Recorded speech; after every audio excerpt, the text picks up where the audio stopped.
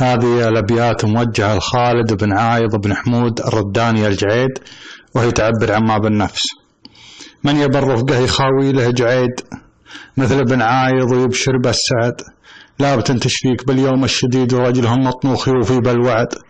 لن تهب خالد يجي علمه وكيد، أشهد أنه بالمراجل مجتهد.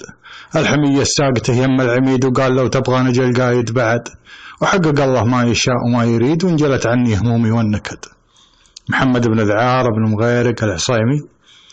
والابيات شيلها بصوت صالح الكحله. من يبى الرفقة يخاوي له جعيد، مثل ابن عايض ويبشر بالسعد. من يبى الرفقة يخاوي له جعيد، مثل ابن عايض ويبشر بالسعد. لبت تشفيك باليوم الشديد، ورجلهم مطروخ يوفي بالوعد. لم تهب خالد يجي علمه وكيد، أشهد أن بالمراجل مجتهد.